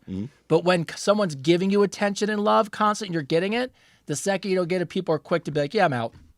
It's the weirdest experiment ever, but it goes to show you that people are hardwired for it's gambling. Yes, It's the hardwired of the gamble, Yep, it's a of gamble. pulling the casino lever. It's the game. They're It's the wired. game. They're wired to the game. So people are so. I used to say to my son. I used to tell my son all the time. Like someone like, Dad, I treat this girl nice. She fucking doesn't want to talk to me. I treat her like a princess. She fucking left me. Fucking. I tell him all the time. It's like because women love the game. They love the game. They'll say they don't love the game, but they love the game, and it's not their fault. Listen, it's not their fault. And men like it too. Men do like the game too. And reason being is because we are. Listen, yes, we're human beings, but we are hardwired animals. Yeah, there's a hardwired. The same reason why as a child you're afraid of the dark. That is a hardwired thing, right? For years. Safety, yeah, right. Evolution. Everybody, it's evolution. It's a hardwired thing. We knew bad things come out at night, right? Freaking dinosaurs, big things, right? So we are hardwired to be that peacock, to be that boisterous silverback, you know, to get the game. It's the game that people get attracted to, right? Isn't it crazy that they'll pull the lever until they pass out and die? Yeah. Just for I'm the not hope. surprised. I'm not surprised at all, man. But when I'm you're not surprised at all. when you're getting attention, you're like, when you stop getting it after a couple weeks, you're like, nah, I'm good. Yeah, no, I'm good. I'm good. So I'm all right. crazy. Yeah, it's crazy. It's a dopamine spike, right? Yeah. Ginger from New Zealand. What's up, New Zealand? Right. All Blacks.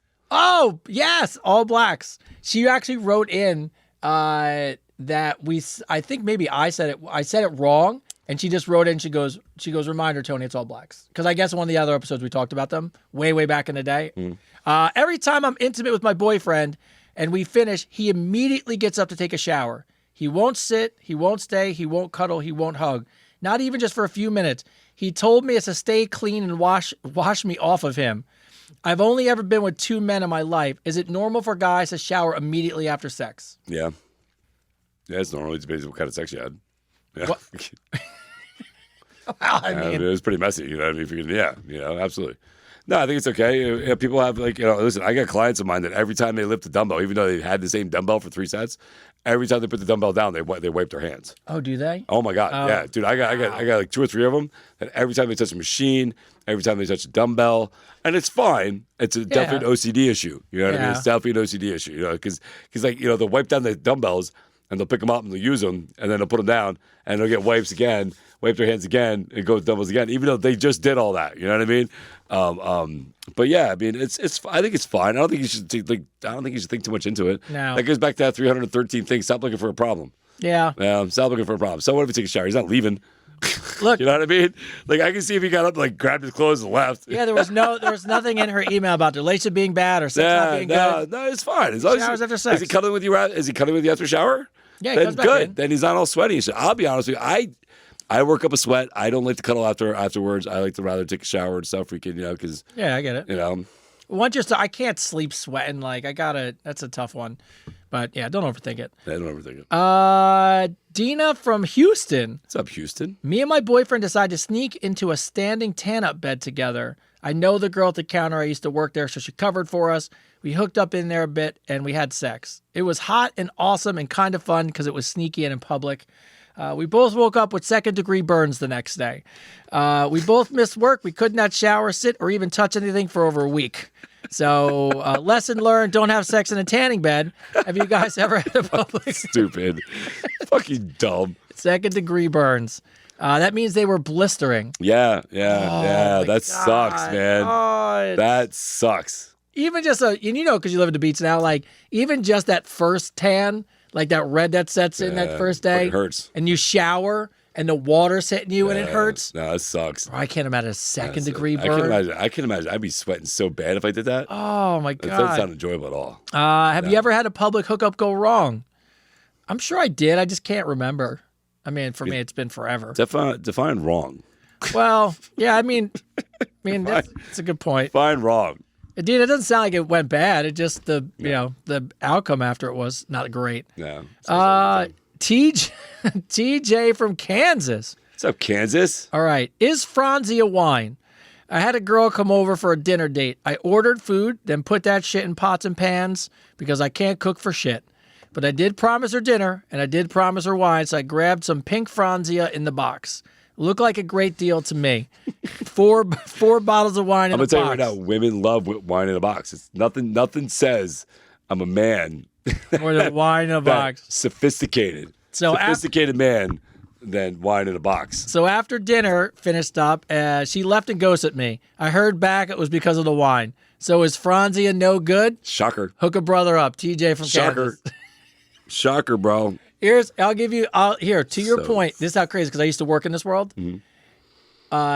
The number one way that you can store wine and keep it fresh for the longest possible way is in a box, in a sealed bag that you keep in the dark. Mm-hmm. Better than a bottle, because the cork doesn't leak, the screw top doesn't leak, right? So there are companies out there, not Franzia, that make award-winning wine, right, in a box, can't sell for shit. Yeah. because it's in a box. Well, that goes back to like so that goes back to like Grey Goose vodka. Grey Goose vodka was actually voted worst vodka in the world at one time. It won a competition thing. It was voted worst vodka in the world. It was a potato vodka.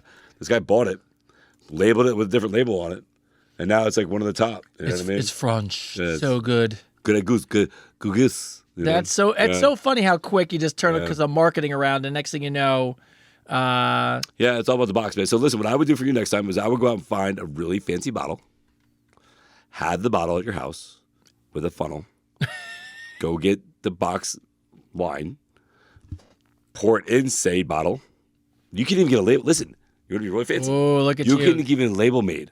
Put your name on the fucking bottle. You Like, make oh, wine. I make wine. That's another Right? level. Another level. Like I put your face on it. I make wine. This is my wine. This is my special wine. And then not only are you Mr. Connoisseur, Yes, you are. Mr. Connoisseur, but you save money. Yes. Bro, how baller would that be that you took a box of Franzia, all the lines of Franzia, poured them in regular bottles that you can just be like, I made this. I made these bottles. And the funny thing is, I bet you someone would drink it and be like, this is Fucking amazing. This is amazing wine. Amazing wine. It's one of the best wines I ever had. Yep. I'm telling you. There you go. You're welcome. What's his name? TJ from somewhere. TJ. Kansas. TJ from Kansas. Do this, TJ. Do this. Oh, please. And let me know how it works out. Oh, please I guarantee you it's going to work so well. Oh, TJ, please. I guarantee you. I want an You're going update. to put it in a bottle and you're like, oh, she's like, this is the best one I ever had. Guys, And you're like, oh my God, yeah, I spent like 5 minutes making that. baller move. Baller move. Paula from Pennsylvania. What do you guys think about catfishing? PA? I've been catfished 3 times. I want to believe in love again. Any suggestion how not to be catfished? P.S. At least I didn't lose any money.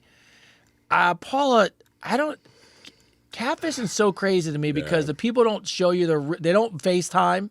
That's number one. Just FaceTime them. And if they don't, I'm going to be honest with you. If we are having a conversation in real life, there's only a certain amount of time I can go without seeing you move as a human being or meeting you. Before anything else, right? Like, so I don't care about this long distance stuff. Everyone's got a video phone. Everyone can video chat. I need to see you move. We were talking about this with people that like message you sometimes of like, we have to like celebrities and stuff. Or like, I don't know, we need to see you like in action. Yeah. Like otherwise, but you're being catfished 3 times. I gotta be honest with you. I hate saying, I'm not trying to be mean, but Paula, Common sense. it's common sense. Yeah, I mean it's really simple to figure it out. Like if we can, It like is, simple right? questions, you know what I mean? Like, and like you can't listen. You can't meet people anymore on social media. It's not a thing. Like you can't. Like it's just not a thing. There's so many scammers out there. There's so many people out there trying to take advantage of you. And any given fucking time, it moves towards, oh, I'm broke. I need money. Oh yeah. Block them immediately. There's the red flag. There's no point in talking to them at that point anymore. Even when I was broke and had no money, it wasn't something I brought up in conversation. No, I didn't want someone to date me when I was broke. The freaking, you know what I mean? And it was like, you know what I mean? I never, in all my life, even when I was living out of a car, living in a trailer with no floor on, I could see the ground. I never asked anybody for money. I was like, yeah, man, guys, you know what I mean? I never talked to especially some stranger on freaking social media. Man. Yeah. You know what I mean? Yeah, it's common sense, Paul. Common sense. Jerry from Minnesota, and we're getting closer to the end of the show, by the Really? way. Yeah. God, that was quick. Blow through these things lately. Where do you guys land when it comes to maintenance sex in a relationship? My wife told me that having a healthy sexual relationship, sometimes we just need to have sex to stay connected. Yes. It's what people call maintenance sex. Is this a real thing in a Yes. marriage? 100%. 100%. 100%. Absolutely. So women, you know, they feel love more through, you know, connection of words and actions towards them. You know, things that we do as men. Men need to have the actual physical contact to be able to freaking like, you know, to feel loved. You know, if a guy doesn't feel loved or wanted, then he's gonna go find it somewhere else. Same with the woman. Like, you know what I mean? I think it's just very important to be close. Kissing is very important. It's huge. You know, I think kissing is like probably one of the most intimate things you can possibly do, right? I think you can feel somebody more through kissing than you can anything else, right? So I think maintenance sex is. I'm gonna call it maintenance sex, man. I think that's a terrible word for it. I would call it special time. Yeah, special time. I think special time is important in a relationship. I think it's important that you spend special time with each other and do special things physically with each other. To each other. To each other. Yes. By the way, Jerry, shout out to your wife who's telling you We need to have more sex. Yeah, no, shout out to that, man. You don't hear that a lot. Yes. Usually it's the other way around. I thought the question, and I read it, I was like, I thought he was asking us to convince her. Then when I read it, I was like, wait a sec. Jerry, come on, bro. Yeah. Victor and Jenny, another couple. You know what? I just thought of things. So what somebody used to call it to me, if you used to call it brunch. Oh, brunch. That's a great You need call. to have brunch. You need to have brunch. That's not brunch. It's not dinner. It's not quite lunch. It's brunch. That's awesome. Victor and Jenny, we love the podcast and we were happily married for 15 years. We've been swingers for a large part of them, and we could entertain you guys with so many crazy stories. But after 20 or so weeks of following you guys along the podcast journey, we had something we wanted to share. We bought a sex swing for the apartment. Love that. We decided to get a legitimate, really nice, expensive swing. Victor hung it on the ceiling, and we were ready to play. And it ripped off the ceiling. This past weekend, he was wrapped in the middle of my legs as we were doing it. I could tell he was about to finish when he pulled down on the swing. Not only did he rip it out of the ceiling, along with so much sheetrock, it opened a hole to the neighbor's living room. And when the...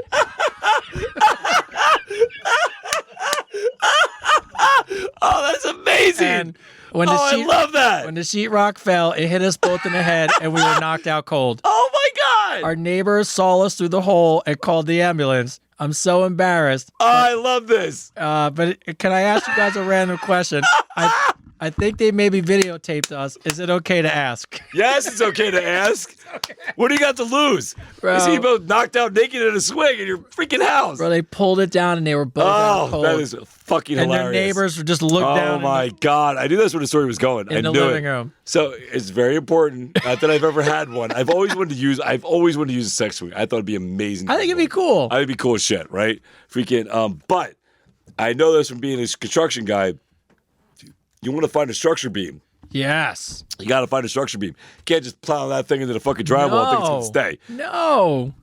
Oh, that is so funny. Not only did that, the fact that the neighbors, it was in their so living funny. room, That's and then so you funny. just look down. And see people knocked out in a swing, ball gag in the mouth, fucking dildo in his ass. It's fucking great. So good. Now, here's a random question. I always want to try. I wonder about this. It's so funny. I don't know where I would store it, and I don't know the logistics of it. But every time I see it on online, is the sex triangle. You know what I'm talking about? Yeah. Like it's supposed to be better, and I always feel like, why would you have another piece of furniture? But it's in your house? bedroom, Yeah. You can do the same thing off your bed. Yeah, that's what I was saying. Like, but the problem with this, like the sex suite and all that stuff. So there was a house in South Philly. Did you see this? It was a realtor's house. It made it huge on the internet. Like I want to say like 5 years ago. It was like this suburban neighborhood, right? Looked like something like the Waltons or something lived on, right? Like nothing happens in this neighborhood, all freaking no crime, no nothing. And they were trying to sell this house, and he went in the basement, and this couple had everything. They had the whole fucking cross thing in their thing. They had a whole bed with fucking like you put your head in it and shit. They had it all, and they put it all on the real estate thing. Dude. Oh, they put it up for the. So you go through the picture like, oh, that's a nice yard. Oh, that's a pretty living room. Oh, that's a pretty bed. Wait, what is that? Is that? Like, wait a sec. It was great. It was South Philly. Yeah, you know the house. See, it was in South Philly. By the way, here's the best Love part. that. By the way, people were like, "Hey, does the furniture come with the house?" Yeah. Oh, yeah. No, they literally said it. I said, I know. Everything comes to the house. Yeah. Everything comes with the house. Yeah, it's so fucking funny, man. So funny. The red room. Yeah, it was a red room. It was so great. Like I was like, man, what a great house. Great house. They were having fun. What do you? Hey, you want to come over and see my house, guys? Show you around. Bro, could you imagine? Hey, what's in the basement? Oh, come here, I'll show you guys. So funny. All right. You saw the episode too? Yeah, you saw it too? That's what, dude, that house is huge. It was so funny. It was in South Philly. Oh, now I'm gonna it look it literally up. looked like Ma, Pa, Grace, Walt, whatever be living there. Yeah. I'd just be like, some house, kids be coming to get like Halloween candy and shit. No. It was a BDS fucking thing. Oh my It was God. freaking awesome. All right. Got a few questions to finish us up. Sheila from Australia. Ozzy. Oi. My date wants me to take charge more often, but I really don't know what that means. He said I need to be more assertive and outgoing. What could I do to take charge? I am definitely need of just some advice. Could you guys give me some small steps and how to take charge of my relationship? I'll tell you this right now. Ooh, I like it. You're Right now, biggest way to take charge of your relationship is where you want to go to eat. You give him a fucking answer. That's it. Give him a fucking, honey, where do you want to eat? I want to eat at Outback Steakhouse. I'm just throwing it out there because I'm Australian. I think I was just probably not Outback's there. But freaking, like seriously, like so when a guy asks you a question, give him an answer. Just go, I don't know. It's up to you. Don't say that. Don't say, I don't know. It's up to you. Give him it's not up to me. He's asking you because he wants you to make a decision. So if he's asking you a question, you want to help. And this, I guarantee this is exactly what he's talking about here, right? Because the worst thing we do is like, where do you want to eat? Oh, I don't know. What do you want to eat here? No. Do you want to hear? No. Do you want to hear? No. Okay. Well, obviously, where do you want to eat? Like we can't you know what I mean? Like, so at those moments when he asks you a question, give him an answer. Just don't give him the I don't know answer or it's up to you answer. You know what I mean? Just freaking be like, hey, let's go eat here. Or, like if he asks you to do something, freaking, straight up answer.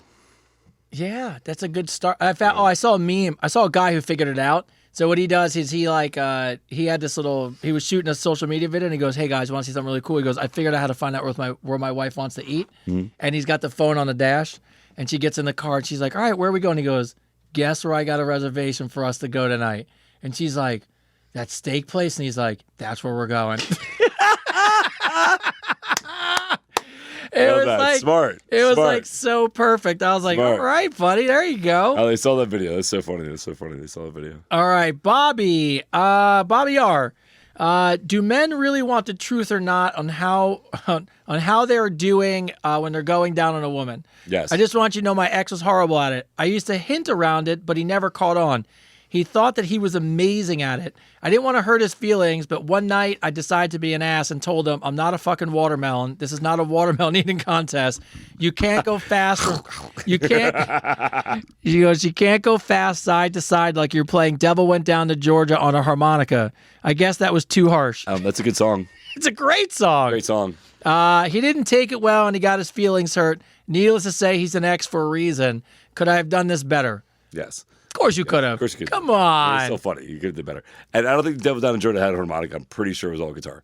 But that's besides the point. No, it was wasn't it all violin. Fiddle, it was all violin. Whatever, right? It was all violin, yeah. It was all violin or something, yeah.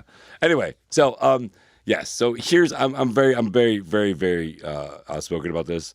I think it's very important if you want to please your lover to communicate. To tell them, stop putting your teeth on there. Yeah. Like, that doesn't feel good. You know what I mean? Stop trying to numb lick something when you're not. Numb lick kiss. Like that. Numb. Bringing it back. Bringing it back to episode 28, baby. But yeah, so I think it's very important to communicate, right? Tell them what you like. The same vice versa, guys. Tell your girl, man, open her mouth more, drool, gag, whatever. Freaking, you know what I mean? Like. Whatever it is that turns you on, you have to be more vocal about it. And here's the other thing too. Like it's one thing to tell somebody about it. It's another thing for them to be receptive to understanding. I'm a firm believer that if you want to please your partner and they tell you they like a certain way, do some video research. Do some video research. Learn how to do it. Don't just guess. You know what I mean? It's like, oh, I don't know. If you can be like, I guarantee if she's like, oh, I like a circle motion with the spelling of the alphabet or something like that, there's a video you can find of somebody showing you how to do that with your tongue. Like, if you're going to guarantee it's probably out there on the internet somewhere, right? Yeah. So do your research. If like for me personally, like satisfying my partner is one of my biggest things I try to do. Right, like I want to be the best you ever had. I want to do everything to you, and I want to make you, pleasure you the best I possibly can. Right, so I'm going to do my research into what you like. I'm going to listen to you. I'm going to ask you questions, and I'm going to make sure that I do what you want me to do to make sure that you have the best experience possible with me. People think, and it's so funny when you actually talk, like you talk to your actual partner and it comes up. It actually winds up being one of the easiest conversations to have because I think, to your point, all we want as partners is to take care of our partner, and nothing is better than somebody just being like, hey, just a little to the left. Yeah. Or hey, next time we're doing that, can you? Or right there. Yeah. Like, I'm just being honest with you, like, nothing is better than you just feeling comfortable to communicate. And I guarantee if you just said, hey, I don't like it like this, can you do it like that? For maybe a second, he might be like, ooh. But guess what? After he pleases you, it's a home run. Yeah, after he sees the reaction you get from that, he's not going to give a shit what you said. Nope. Not at all. Not at all. No. Again, guys, it's simple. Just say thank you for doing it that way. Thank you. Thank you. Just say thank you for kissing my num kiss kiss. Num kiss kiss. Lick. All right, wrapping up the show. I saved this question for last on purpose. I thought this was a really cute question. As always, as we get all of these things that we talk about here on the show, Fred from Mexico, we're going to end with you tonight. It's a really cute question. Can you ask your audience about tips on a first date? So what is considered too much or not enough? Do I buy flowers? Do I pick her up? Is dinner still a thing? My wife passed away after 20 years of marriage, and I'm finally ready to find some companionship and just need a little advice and encouragement. I'm 52 years old, and I just want to do it right. So Chris and Tony, I'd appreciate your help as well. Is there any just tips about going on a first date? I haven't gone on one in a long time. Man, so there's so many things I want to say. I want to say bravo for being brave enough to go do it. You know what I mean? To want to put yourself out there in the game again. Bravo to you. I want to tell you, I'm going to be completely honest with you. I want to tell you to be that guy. I want to tell you to buy flowers, buy the candy, do the whole thing, do the whole romantic thing that we were growing up watching when we were kids, right?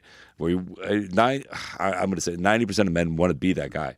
Yeah, They want to fun. be that. They want to be that guy who shows up with the flowers, opens your car door, Yeah. and do all that stuff.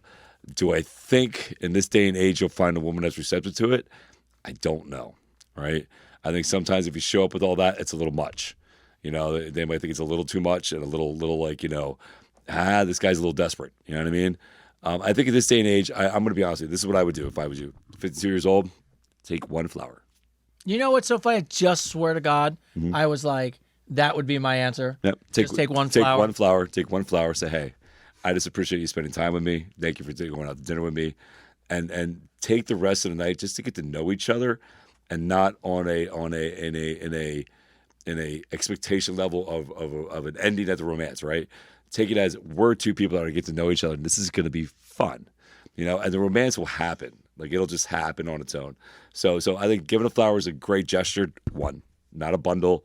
Not a bunch of candy, one flower. You know what I mean? And show up and be like, hey, let's make this date a good time. I think that's the best way to go. Yeah, it's funny. I leave my wife notes all the time. I hide them like now, put them on her car. Like I went in her car this morning and just put it on the steering wheel real quick.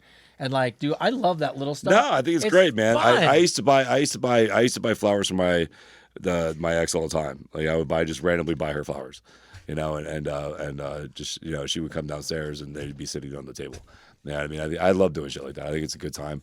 I think, but when you're first starting off with a first date, to make sure there's not any pressure, right? Because the moment there's pressure, the moment you seem like you're coming on too strong, it could change the whole atmosphere of it, right? But one flower, that's a nice thing to do. Like there's no expectations of that. It's a nice flower. The best thing you said was the grand slam of this whole episode 29 was when you give her the flower. You don't make it about you're so beautiful and you're so amazing. I love what you said. You just said, "Hey, this is thanks for the time." Yeah, thanks for spending time. I can't wait to get to know you. Yeah, no, that's it. Just thanks for spending your time with me, man. I really appreciate you going out to dinner. Run. And that's it, man. And that literally takes all the pressure off of her acting a certain way and you having to act a certain way, and it just lets you guys be in the moment, right? Yeah. So that's what I think you should do. You take it or leave it. No, take it. But if you take it, man, let us know how it works out for you, bro. Yeah. Let us know how it works out. We give advice and we're kind of like, you can take it. No. Take the that. Take the advice. Take that. So it's good, solid advice. All right. So as we come to the end of the show, as always, first off, it always moves too fast. We can never get to all the questions. One day when we become famous, hopefully this show runs more than just Tuesday nights. Yeah, if we can, hopefully we'll be doing it at least 3 times a week. Yeah, it'd be awesome. It'd be awesome. Yeah. So first out, as always, he sits through the whole show, making sure that people can hear us. Shout out to Ming from the Shared Universe. Thank you, Ming. Thank you, sir, as always. All right. So we're going to go to Tyler first because, Avery's wrapping up. So Gen Z, how was your moderation? Any craziness? I mean, nothing I've not seen in a Chris comment before, but That's about the best way I can say it. a good way to say Anybody it. blocked? I blocked a few people. Oh, it. yeah. That's what I'm I talking was doing my about. job over here. Love it. Yeah, Thank you, bro. of course. Appreciate you, man. Look, and you found some comments and you chimed in. Yeah, moderator. Love it. What I That's do. what you do, bro. what he That's what you does. do. That's his job. He's like, get to know Yeah. me. Blocked. Bro, we got to set you up your, because it's coming from my account, which is fine. Yeah. But we need to set you an account that says Tyler the Blocker. And Yeah. it's just all, Yeah. it's all it's for. Maybe. TDB. All right. Anything you want to add before we get out of here, sir? No, just nothing really. Just happy to be back in the seat. Just happy to be here. All right, maybe Yeah, you'll wrap it up drive. here, Maybe bro. soon you'll be driving us over here. All right, so we're gonna before me and Chris say goodbye. Let's say our Gen Alpha is it says pre going to school. So, sir, the floor is yours. What would you like to share with everybody? Merch. Merch. Kids always get the eye surprise, man. Buy the business. merch. Little business. Man. Merch. Love Yeah. it. Anything else you I want to say, have bud? the Buy the Merch shirt here. I want to say that I am very sad that I will be leaving the podcast. Oh, we're Oh, stop. Yeah, you're not leaving. You're not leaving. You're not leaving. You're not leaving. Did Tyler come back? Yes, But but no buts. You're going to come back. You're gonna come back, bud. I will come back. But the thing is, it'll be Believe gone me. for a lot longer. Don't Sorry. overthink it. Don't ever think about We'll it. make it work. We'll make it work. We'll I get wish you I on. could just teleport here every Yeah. Tuesday. We'll Figure it out. We'll get you here, buddy. We'll get figure it out, worked buddy. You know what I mean? We'll get it all You're worked a out. part of the show. We will figure it out for you. I promise. So don't ever think it's over. We're all in this together, bro. That's it. So anything else? Have a rest of your day, night. Have a good time. What's the other thing you always say? Give what? Give somebody a hug any day, any time. any Give year, somebody a any hug. month. That's right, Give bro. somebody a hug. That's All right. right. For me, before I hand over to my partner, as always, lots of things are in the works. You know, we're building out studio spaces. And I actually sent Chris the mock-up, so I'm super excited. It was pretty dope, right? Yeah, I love it. By the way- love it. New studio's gonna be amazing.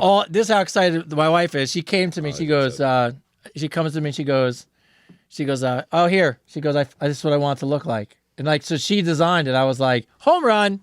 That's So studio coming, all big things. So, you know, obviously Chris is crushing on Cameo, so keep that stuff going. But as always, look, first of all, just side note to everybody, I appreciate you guys even liking and sharing my little daily dose of advice. Just my way to continue to get out into the universe. We, unfortunately, we have so many questions that sometimes what I really just try to do is think of themes that'll work for all these questions that we don't get to. So hopefully you guys like it. I appreciate you guys sharing all the content. And as always, Ming, Tyler, Avery, I appreciate you guys. You know I love you. Yeah, bro. And episode 29, I Episode appreciate 29. all of you. And to Chris to finish it up. What another great show, huh? Episode 29 in the fucking box. Yeah, I saw it. 200,000 likes. I saw it, bro. 200,000, likes dog. on TikTok. Thank you, guys. Now, listen, this has been an amazing journey. I'm going to try not to get emotional here. But I want to thank my son for being a part of my phenomenal summer with me, man. What a great summer I had. I got to be a father every day. I got to do this with my kid and show him what I do, not only here but in my gym and everything else. So it's been amazing. I can't tell you how grateful I am for all this, like all of it. Like it's amazing, right? Like we help so many people at the same time we entertain, and you guys are all like amazing. So thank you guys very much. I hope you guys enjoyed the show. This is Advice Unfiltered, episode 29. Woo!